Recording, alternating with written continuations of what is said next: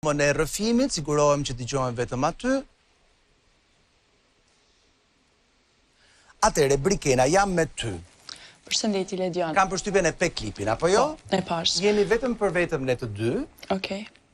Dhe dua të di, sepse edhe fytyra të ndryshonte her pas here gjatë klipit. Në momentet caktuara kishe një çere tjetër, në momentet të tjera merje një çere tjetër. Dhe ti ndryshon si nata me ditën, nga kur je e qeshur në kur je nervoze ose e zemëruar me diçka.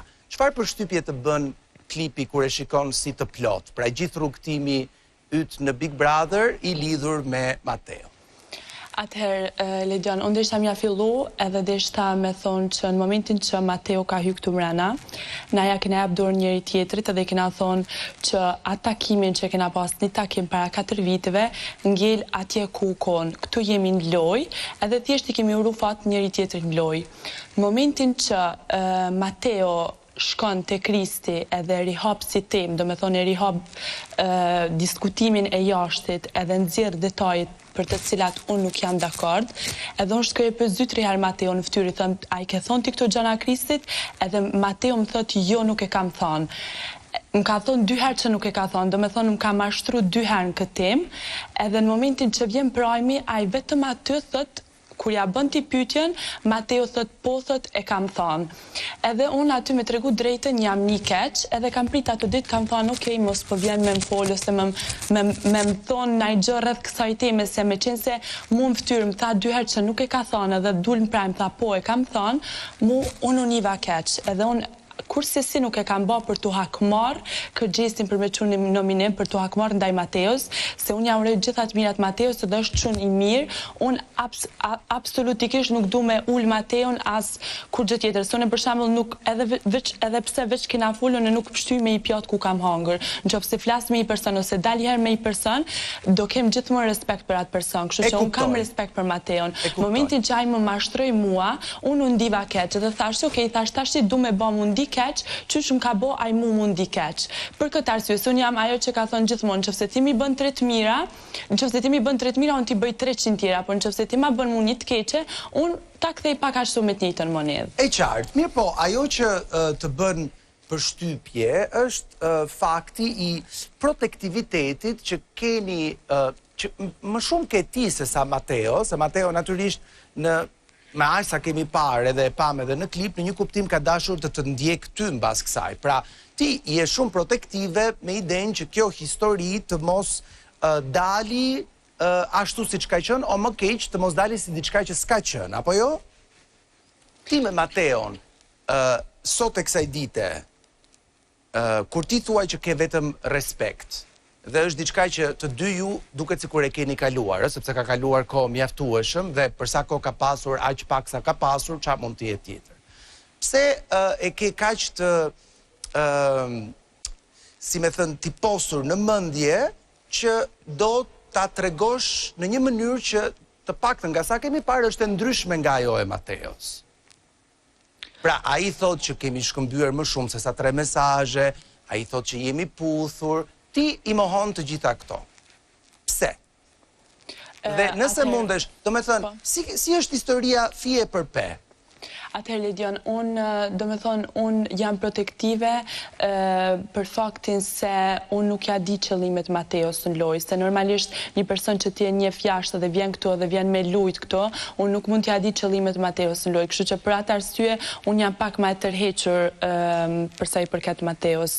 Unë e kam cek, si kam pa herën e parë, unë e kam çu dorën dhe kam thënë shqips se kemi shkëmbyer sa mesazhe mund të jenë, kemi shkëmbyer mesazhe, edhe jemi pa taku i herë jemi pa, po që ne kur jemi taku i herë, që jemi pa i herë, në qoftë se kish pas interes të dy anshëm, kishëm vazhdu me u taku, se nuk na ndalon kush, dhe me thonë, jemi me i kur që kërkush nuk mundet me të zërë, me të ndalu për me pa i person, ishim taku pra, po thjesht nuk kanë qenë intereset përbashkëm të takohemi. Pra, ti thuaj që vendimin që ju të dy të mos takoheshit më me njëri tjetrin, i takon vetëm ju të dyve, nuk kanë qenë palë të treta që mund të jenë përfshirë, siç mund të ketë lënë Mateo të nënkuptohet në një sqarim që ka patur me ty tek bari Lori Kafes. Jo, absolutisht. Pra, kur ai thoshte që dëgjoj se ti e di mirë se si ka qenë biseda tani. Unë nuk dua ta hap sepse ajo është jashtë shtëpisë, po ti e di se si ka qenë biseda dhe cila ka qenë arsyeja sepse ne të dy nuk e vazhduam këtë histori.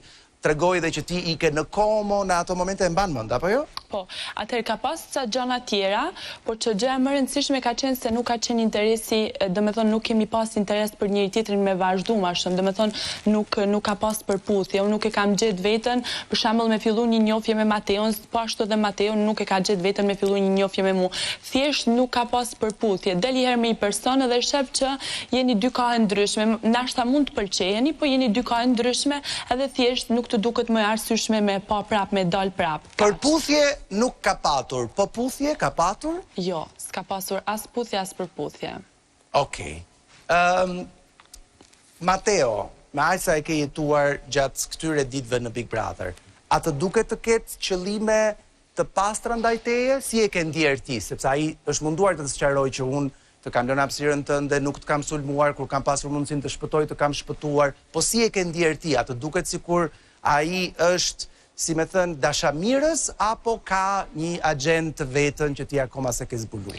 Atëherë, kur kam hyrë fillim dhe që kemi pas një bisedë vogël, aty kam kuptuar që ai thjesht nuk ka ardhur këtu për me ma pengu mu lojën, po ka ardhur thjesht me bë lojën e vet, dhe aty mu ka duk që ai, domethënë, nuk ka qëllime tjera, qëllime të këqija ose ndonjë gjë, edhe thjesht, domethënë, mu ka duk që ka ardhur thjesht me bë lojën e vet, edhe kjo ka qenë vetëm një koincidencë, domethënë nuk ka qenë asnjë gjë që po vjen më ma ndërprej lojën ose po vjen me shfrytzu këtë takimin loj, por në momentin që ne i mbyllim gjanat dhe japëm dorë njëri tjetrit, edhe ai e hap këtë gjë, se kjo është gjë e jashtë. Në momentin që ti jap dorë një personi dhe thu e mbyllëm këto, edhe qa do të flasim për gjana që janë loj, në momentin që ai e rihap këtë si diskutim, mu më lën me dyshu që ai don me shfrytzu këtë takim për loj, a kupton?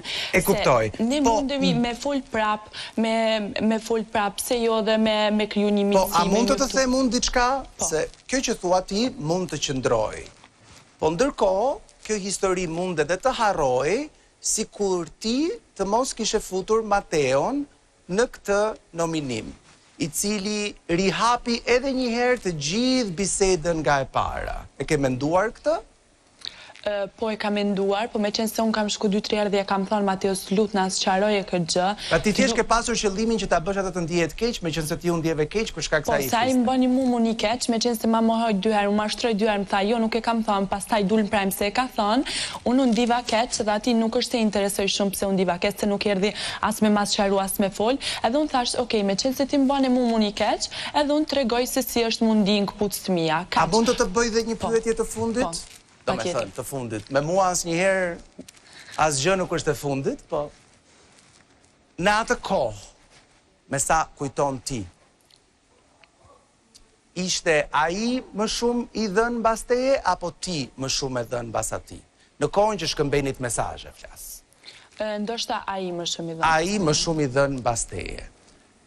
Okej. Tani, me aq gjuhë trupi sa lexojmë ne, mes ju të dyve, diçka pozitive ka ngelur, nuk ka ngelur diçka negative. Jo, absolutikisht. Kështu që kjo gjëja edhe lexohet. Mirë, Birkina, do të kthehem pas pak tek ty, okay? Më qëndro aty, mos më ik nga dhoma e rrëfimit. Ndërkohë, mbyllim dhomën e rrëfimit, ju lutem, sigurohem që nuk dëgjohem aty dhe shkojmë tek